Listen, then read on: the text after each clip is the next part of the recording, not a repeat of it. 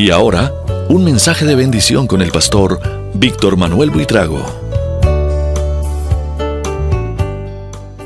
Bendito Señor, aquí estamos para predicar, meditar en tu palabra, y te ruego que tu Espíritu Santo sea quien nos llene el corazón, el alma, el espíritu, para que crezcamos conforme a tus propósitos. No tendría razón de ser una predicación, una enseñanza, una meditación, si no es tu Espíritu Santo quien la fija en nosotros. Por eso te suplico en el nombre de Cristo Jesús, que tu Espíritu nos guíe y nos enseñe hoy. Que sea tu Espíritu quien nos enseña. Gracias en el nombre de Cristo Jesús. Amén. Vamos hoy a tratar un tema que es uno de los temas más difíciles y complicados en el mundo moderno de la iglesia. Yo he llamado a lo he titulado Siembra y Cosecha, pero en realidad de lo que quiero hablar es de la bendición de dar, la bendición de ofrendar, de dar. Algunas veces sentimos temor de abordar este tema, todo lo que tiene que ver con la parte económica en la iglesia, porque esto ha sido piedra de tropiezo y de escándalo muchas veces. Hemos tenido que enfrentar calumnias en este aspecto, pero esta es una enseñanza. Escuche, esta es una enseñanza más para el beneficio de cada persona, de cada creyente, que para la misma iglesia o el mismo pastor. Recuerdo que hace por la década de los 80, con mi esposa leímos un libro acerca de la prosperidad económica, pero no era un libro cristiano, era un libro de esos seculares que llamamos nosotros. Y el autor, dentro de lo que él mencionaba, él decía que una forma de prosperar económicamente era separar el 20% de lo que nosotros obtenemos por nuestro trabajo, separar el 20%. Ese 20% él decía que el 10%, o sea la mitad del 20%, debía de ser ahorrado para eventuales necesidades, para emergencias y cosas de esas, y que el otro 10% debería entregársele a su Dios, decía él. Como él no era cristiano, él no hablaba ni de Jehová, ni de Cristo, ni de la iglesia cristiana. Sencillamente él dice, entrégueselo a su Dios.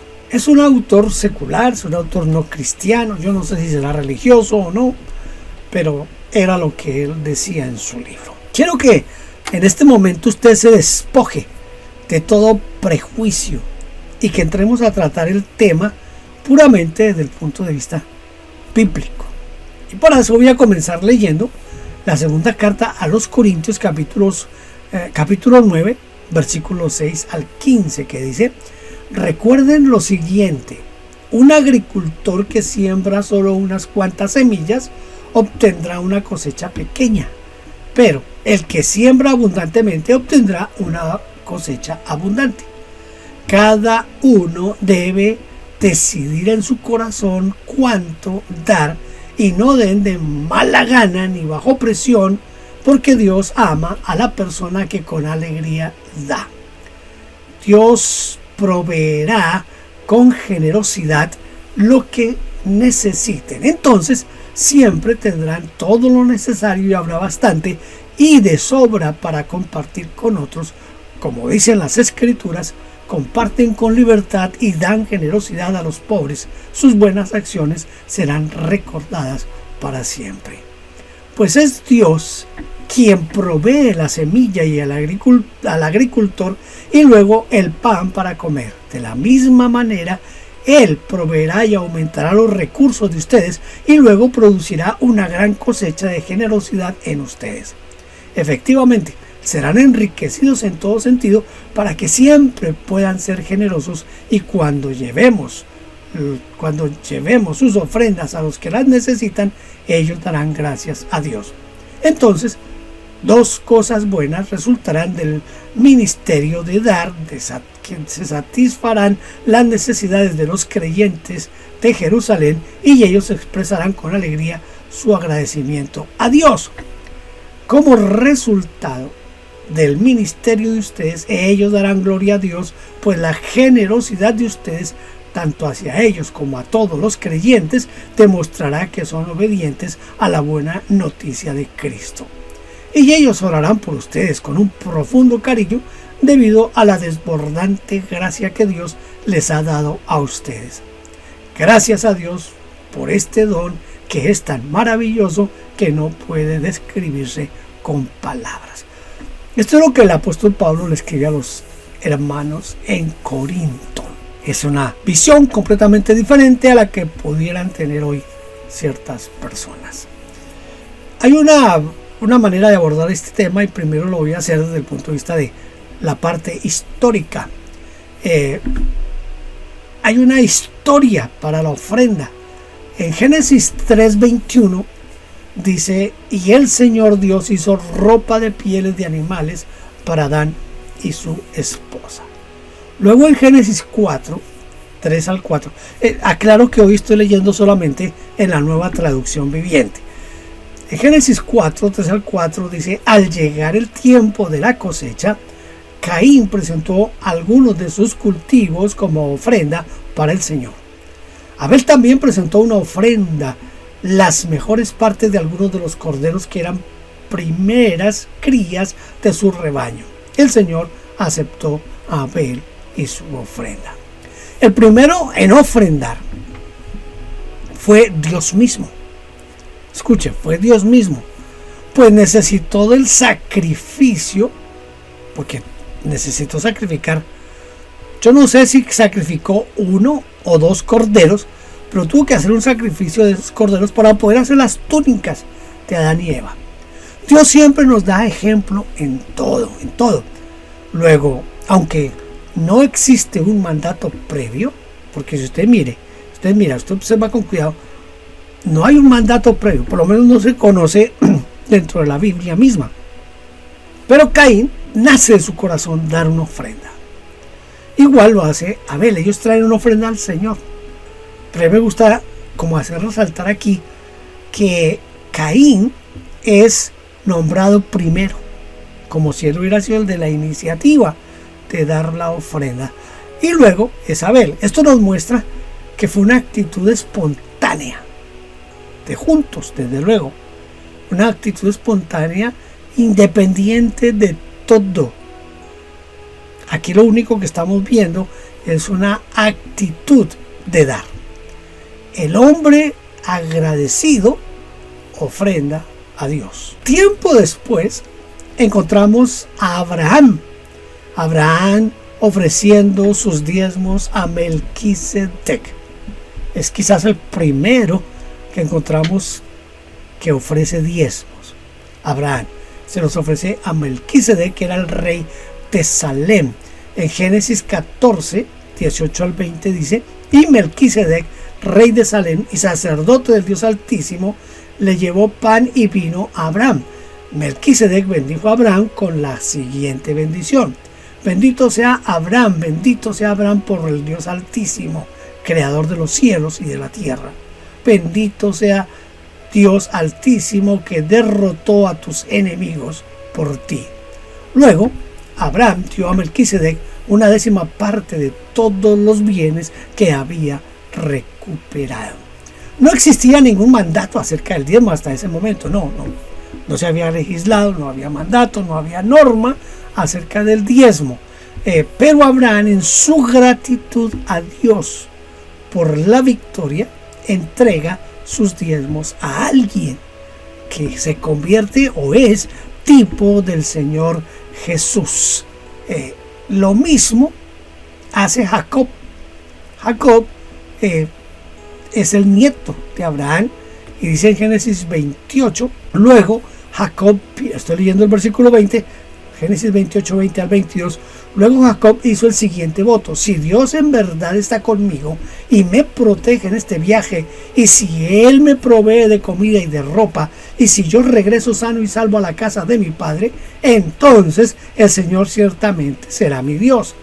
Y esta piedra que levanté como columna conmemorativa será un lugar de adoración a Dios, y yo le daré a Dios 1/10 de todo lo que Él me dé. Note, Abraham no tenía ninguna orden de Dios de dar un diezmo. Sale del corazón de Abraham de dar el diezmo a Melquisedec. Ahora lo está haciendo su nieto, Jacob. También está haciendo lo mismo. Yo quiero resaltar aquí que el ofrendar y el diezmar no tiene absolutamente nada que ver con la ley. Hay muchas otras citas bíblicas para demostrar esto, pero creo que es suficiente con esto que les acabo de mencionar. La ley viene 430 años después. Escuche, 430 años después de que José trajera a su familia a Egipto. Es un error y es ignorancia cuando decimos que el diezmo y la ofrenda pertenecen a la ley. Cuando alguien dice que el diezmo y la ofrenda pertenecen a la ley, es alguien que no ha leído la Biblia. Cuando uno lee la Biblia, sin ser teólogo, no señor, sencillamente leyendo la Biblia por el puro sentido común y la lectura correcta de un texto, encontramos que el diezmo y la ofrenda no son de la ley, no pertenecen a la ley. Vamos entonces, ahora sí, a entrar a lo que toca con los diezmos y las ofrendas, tanto en el Antiguo como en el Nuevo Testamento. Note esto: la ley lo que hace es reglamentar lo que era una costumbre en el pueblo. Hay muchas leyes que nacen de las costumbres. O sea, la gente lo viene haciendo, y en algún momento se ve la necesidad de reglamentar eso que la gente ha venido haciendo. La ofrenda y el diezmo no eran parte de la ley, pero cuando se da la ley, entonces se reglamenta la ley. Entonces ahora sí es como vinculado esta actividad, este acto de generosidad es vinculado a la ley, pero el diezmo y la ofrenda son anteriores a la ley y no tienen nada que ver con la ley. En el Nuevo Testamento, la pregunta que podríamos hacernos es: ¿qué pensaba el Señor Jesucristo de los diezmos y las ofrendas? Creo que ahí está, como dicen algunos, el kit del asunto. Algunos piensan que el Señor no las aprobó, pero podemos ver algunas citas bíblicas que nos pueden ayudar con esto.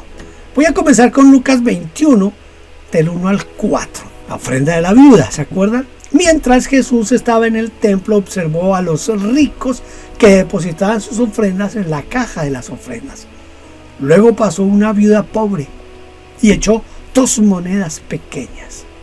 Luego dijo: les digo la verdad, dijo Jesús, esta viuda pobre ha dado más que todos los demás, pues ellos dieron una mínima parte de lo que les sobraba, pero ella, con lo pobre que es, dio todo lo que tenía. Note la expresión del Señor Jesús. Esta viuda, dice la Reina Valera en 60, esta viuda pobre echó más que todos. El Señor no criticó a los sacerdotes del templo, no. Hoy diríamos: ¡ja! ¡Qué injustos! ¡Qué descaro! A esa viuda deberían más bien darle un mercadito, darle para que ella se sostenga. Eso diríamos hoy. Pero el Señor estaba mirando más allá de donde podemos mirar nosotros.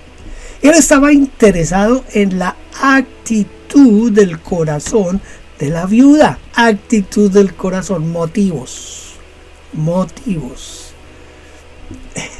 Los ricos echaron sus ofrendas, pero ella se quedó sin el pan del desayuno. Se quedó sin con qué comer. Ella no tenía más que comer.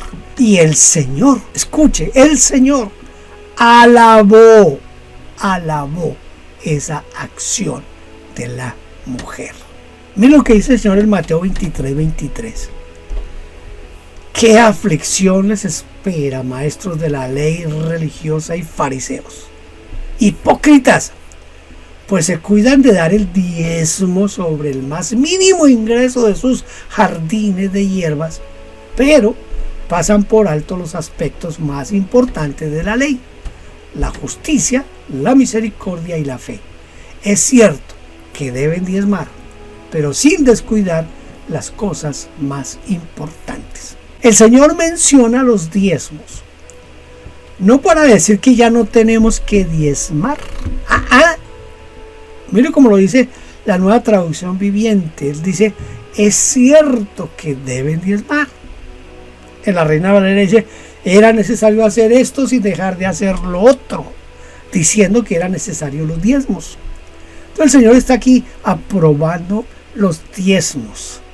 Y aquí el Señor nos está diciendo este texto bíblico que es el Mateo 23. Todos ustedes saben que es el tremendo confrontación a los maestros de la ley, a los fariseos. Pero en este pasaje de 23:23 el Señor no está diciendo que ellos son ladrones, o que ellos están robando el diezmo, o que están obligando a la gente a... No. El Señor está diciendo que hay que diezmar, pero el diezmo tiene una característica que a veces nosotros olvidamos.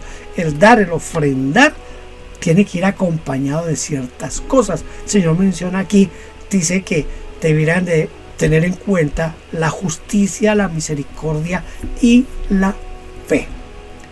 El Señor dice que tenemos que, cuando diezmamos o ofrendamos, tenemos que hacerlo acompañados de esas cosas, de esos aspectos. Él dice que es necesario diezmar, pero que debemos ser justos, misericordiosos y tener fe en el momento de diezmar.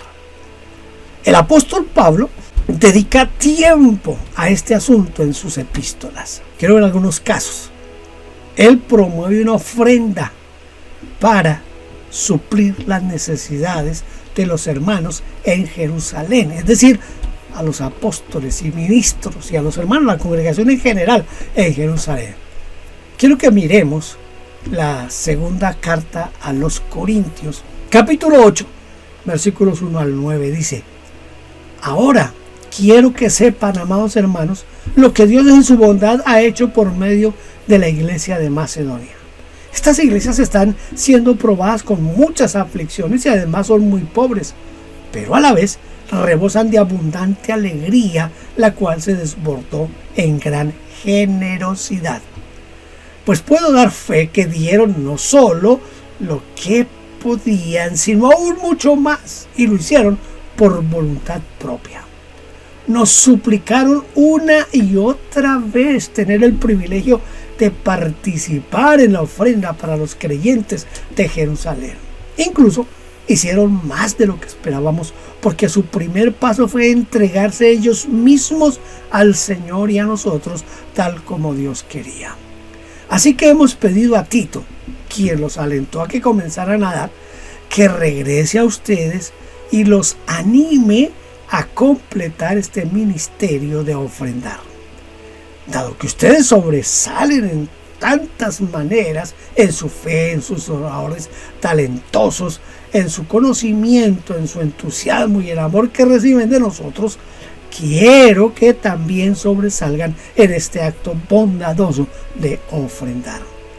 No estoy ordenándoles que lo hagan, pero pongo a prueba qué tan genuino es su amor al compararlo con el anhelo de las otras iglesias. Ustedes conocen la gracia generosa de nuestro Señor Jesucristo.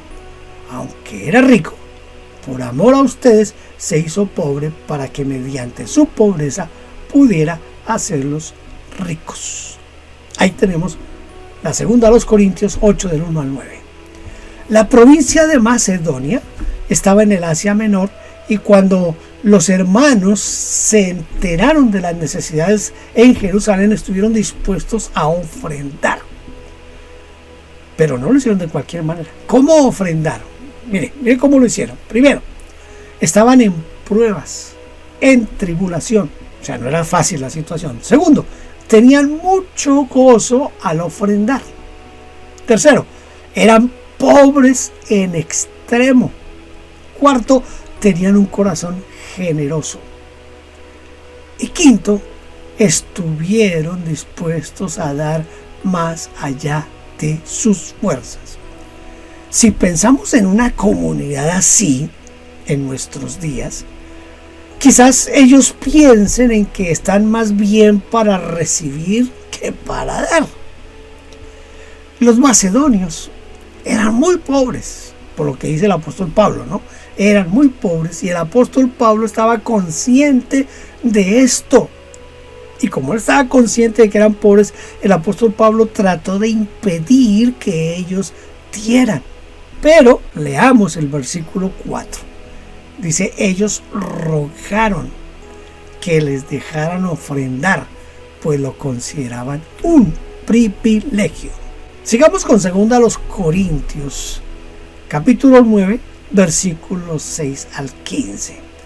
Recuerden lo siguiente: un agricultor que siembra solo unas cuantas semillas obtendrá una cosecha pequeña, pero el que siembra abundantemente obtendrá una cosecha abundante. Cada uno debe decidir en su corazón cuánto dar, y no den de mala gana ni bajo presión, porque Dios ama a la persona que da con alegría, y Dios proveerá con generosidad todo lo que necesiten. Entonces siempre tendrán todo lo necesario y habrá bastante de sobra para compartir con otros. Ya leí eso al comienzo, así que voy a dejarlo ahí en este momento. Vamos a tratar de sacar un poquito de provecho a este pasaje. Primero, versículo 6. De acuerdo a la cantidad de semilla, será la cosecha. Si usted quiere una tonelada de papa, pues debe sembrar suficiente semilla para que le produzca esa tonelada. No espere que si usted siembra una papa o 2 papas va a tener una tonelada. Ni siquiera va a aspirar a tener una arroba de papa. Entonces, de acuerdo a lo que usted siembre, puede esperar la cosecha. Claro que si siembra de poquito, recoge poquito. Yo no sé cultivo de papa o de maíz. Aquí en este país uno pasa y ve esos sembrados de maíz.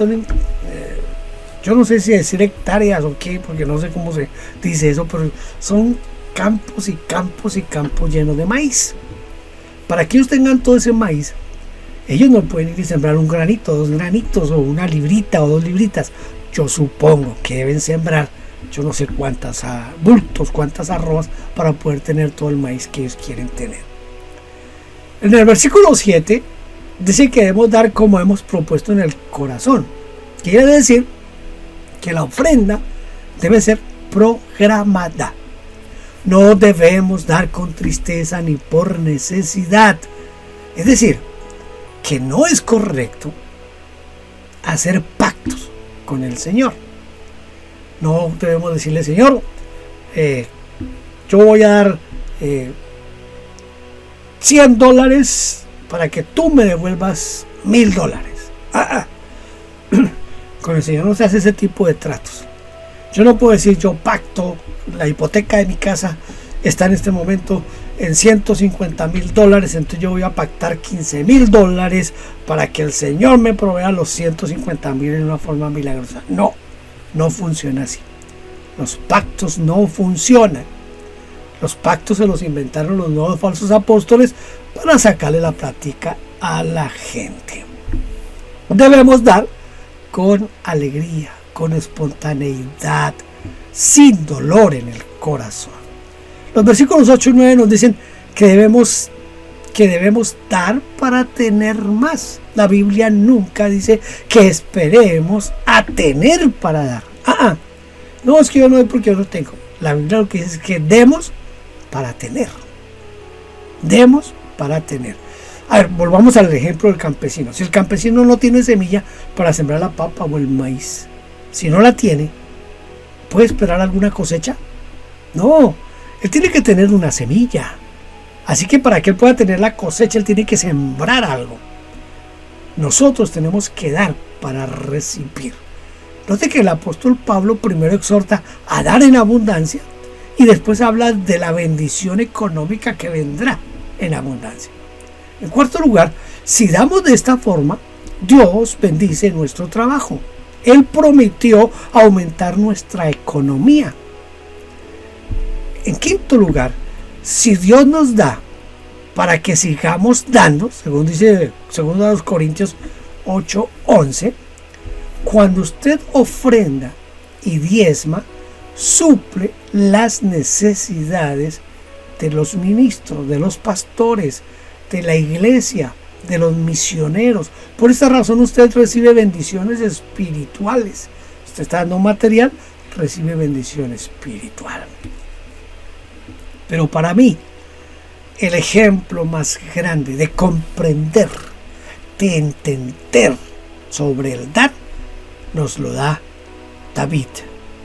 El rey David nos da ese verdadero ejemplo. En este momento, año 2024, estamos en los primeros meses del 2024. En el canal de YouTube está circulando mucho un teólogo que llaman el teólogo de la calle y desafía a los pastores y les dice: a ver, yo quiero que usted me lleve en el momento en el que usted le va a entregar los diezmos a Dios, porque usted dice que hay que darle el diezmo a Dios. Yo quiero ir con usted en el momento en que usted le entrega el diezmo a Dios. Mire, esa es una visión y es una manera de pensar errada, tacaña y contradiciendo todo lo que la Biblia enseña sobre el dar. Por eso quiero que usted vea conmigo la actitud y la perspectiva del rey David. Primero de Crónicas, capítulo 29, versículo 10 al 17.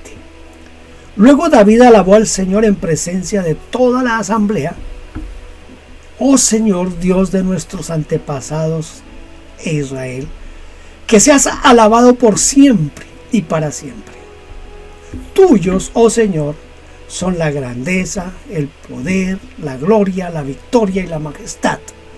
Todo lo que hay en los cielos y en la tierra es tuyo, oh Señor, y este es tu reino. Te adoramos como el que está por sobre todas las cosas. Aquí ya comienza algo bien importante. La riqueza y el honor solo vienen de ti, porque tú gobiernas todo. El poder y la fuerza están en tus manos, y según tu criterio, la gente llega a ser poderosa y recibe fuerzas. Oh Dios nuestro, te damos gracias y alabamos tu glorioso nombre. Una persona que entiende lo que es el dar comienza haciéndose esta pregunta: ¿pero quién soy yo? ¿Y quién es mi pueblo para que podamos darte algo a ti? La pregunta de David es: ¿qué le podemos dar a Dios? ¿Qué le podemos dar a Dios? Note que al principio él dijo: tú eres el dueño del cielo y de la tierra, de todo lo que hay en el cielo y en la tierra. Es decir, que él es dueño de todo. Y si él es dueño de todo, ¿qué le puedo dar yo a Dios?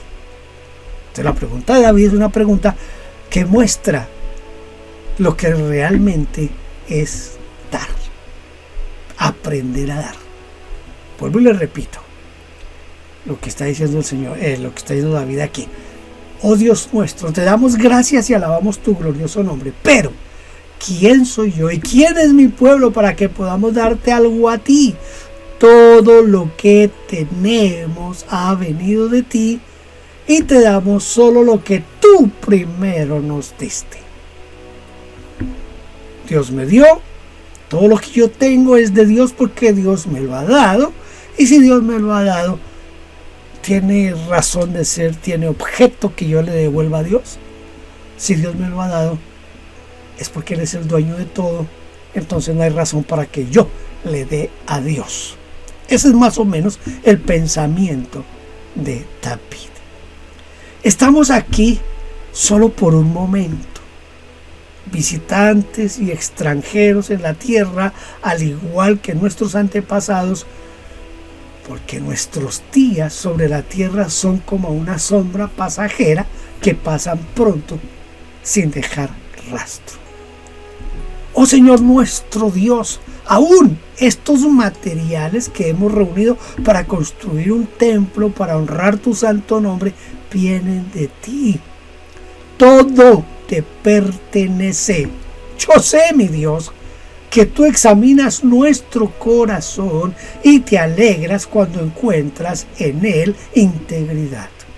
Tú sabes que he hecho todo esto con buenas intenciones y he visto a tu pueblo dando sus ofrendas por voluntad propia y con alegría. La Reina Valera dice: todo te pertenece y todo lo que tenemos viene de tu mano. Así que de lo que tú nos has dado, de eso mismo queremos ofrendar para ti. La ofrenda, el diezmo, las primicias. Yo siempre digo, póngale el nombre que quiera. Póngale el nombre que quiera. Aquí el asunto no es el nombre. Aquí el asunto no es dinero. Aquí el asunto no es... Aquí el asunto es la actitud del corazón de reconocer que Dios me provee todo y que como una acción de gracias, una actitud de gracias a Dios, yo voy a ofrendar y voy a dar. Siempre voy a recordar. Mi hermana estaba pequeñita, la hermana menor, y yo estaba recién comenzando el pastorado. Y un día ella en su inocencia me preguntó, me dijo: Victícor, ¿y cómo hacen para llevarle los diezmos a Dios? ¿Los montan en un avión y se los mandan o cómo hacen? Pensar así, bueno, ella era una niña, vamos a decir que se lo admito y se lo permito. Pero que un hombre que supuestamente ha leído la Biblia y que se cree teólogo piense en que a Dios le vamos a llevar los diezmos, eso es falta de sentido común. A Dios no le podemos dar nada. Entienda eso. A Dios no le podemos dar nada porque todo le pertenece a Él. Todo es de Él. Todo le pertenece a Él. A Dios no le podemos dar nada, absolutamente nada. ¿Qué es lo que Dios espera y quiere de nosotros? Una actitud de un corazón generoso. Que usted y yo entendamos que en agradecimiento por todas las bendiciones que Él nos da, nosotros vamos a dar para la gloria de Dios. Entonces yo no doy, cuando doy en la iglesia, cuando ofrendo a los misioneros, yo no doy, escúcheme, yo no estoy dando para que en la iglesia puedan pagarle al pastor, para que la iglesia pueda pagar la hipoteca, para que la iglesia pueda pagar la electricidad, el agua, el aire acondicionado, la calefacción, el arreglo del prado. Yo no estoy dando para eso. No. Yo doy para la gloria de Dios, porque estoy agradecido porque Él me ha provisto. Entonces yo doy, lo pongo en manos de la iglesia, y la iglesia es la que se encarga de saber cómo va a distribuir ese dinero, pero a mí no me debe importar cómo se distribuye ese dinero, porque yo no lo di de mala gana, no lo di por obligación, lo di en una actitud de agradecimiento por lo que Dios me ha dado. Si usted nota en todo lo que yo le he dicho durante este tiempo que llevamos aquí el asunto no es dinero, aquí el asunto no es el nombre, aquí el asunto no es si eso no es de la ley, aquí el asunto es la generosidad. Hay un texto bíblico que citamos todos los cristianos evangélicos, lo citamos de memoria, porque de tal manera amó Dios al mundo que dio, escuche, que entregó, que ofrendó a su Hijo. Dios tiene un corazón generoso, una actitud generosa, y si yo soy hijo de Dios, en mi corazón debe haber una actitud generosa. Si no, estamos graves. David comienza por reconocer la eternidad de Dios. Reconoce que Dios es soberano sobre todo y que tiene gobierno sobre todo. David sabía que las riquezas provienen de Dios. La ofrenda, según David, es una alabanza, una adoración a Dios. Todo el dinero le pertenece a Dios. Quiere decir que cuando ofrendamos, estamos dando a Dios el dinero que es de Dios. ¿Usted había pensado en eso? Porque cuando usted está dando un dinero que no es suyo, es el dinero de Dios, porque todo le pertenece a Dios. No damos a Dios nada nuestro. Damos a Dios lo que es de Dios. Aquí es la actitud, los motivos, las intenciones del corazón. Yo sé que hablar de este asunto no es muy popular en este tiempo, pero déjeme decirle algo. Si algo que yo he aprendido por mi experiencia es que entre más generoso yo sea, entre más generoso yo esté dispuesto a hacer y a dar, especialmente, escuche, para la obra misionera, Dios me va a suplir todas mis necesidades. Voy a concluir. Ofrendar es una bendición y de acuerdo a mi actitud al dar, Dios me bendecirá. Yo creo, siempre lo he creído, que es mejor un 90% con la bendición de Dios que el 100% con la maldición de Dios. Y ahora sí voy a terminar con el texto que nadie quiere escuchar. Voy a terminar con ese texto que nadie quiere oír. Malaquías capítulo 3 versículos 8 al 11. ¿Debería el pueblo estafar a Dios?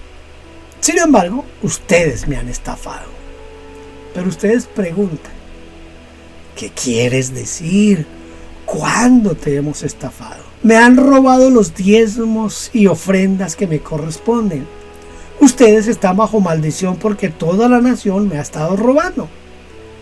Traigan todos los diezmos al depósito del templo para que haya suficiente comida en mi casa.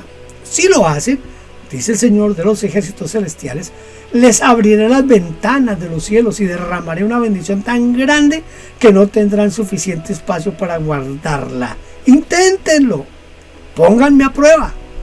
Sus cosechas serán abundantes porque las protegeré de insectos y de enfermedades.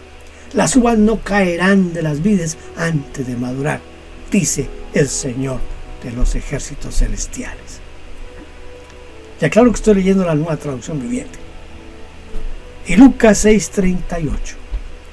Esto es lo que llaman en ese lenguaje moderno la cereza del pastel. Palabras del Rey de Reyes, del Señor de Señores, del que lo entregó todo para que usted y yo seamos salvos, el Señor Jesucristo. Miren lo que Él dijo: den y recibirán. Lo que den a otros les será devuelto por completo, apretado, sacudido para que haya lugar para más, desbordante y derramado sobre el regazo. La cantidad que den determinará la cantidad que recibirán a cambio. Medida remecida, apretada, para que reciban en abundancia. No lo digo yo, el pastor Víctor Manuel Buitrago. Son las palabras del que se entregó en la cruz y lo entregó todo por usted y por mí, para que seamos hoy hijos del Dios Altísimo y tengamos la vida eterna asegurada en Él. ¿Quiere que se lo repita? Den y recibirán. Den y recibirán. Lo que den a otros les será devuelto. Escuche, les será devuelto por completo, apretado, sacudido, para que haya lugar para más. Desbordante, dice aquí, desbordante y derramado sobre el regazo. La cantidad que den determinará la cantidad que recibirán. Padre, yo sé que este tema es un tema complicado, pero Señor, eres tú quien pones en nosotros el querer como el hacer por tu buena voluntad. Te ruego y te suplico que cada uno de los que escuchen este mensaje mediten sobre su actitud en el momento de dar. Bendice conforme a la actitud de cada uno, Señor. Gracias en el nombre de Cristo Jesús. Amén Dios le bendiga. Gracias por vernos. Déjenos su huella suscribiéndose y comentando. No olvide campanita y compartir. Dios le bendiga.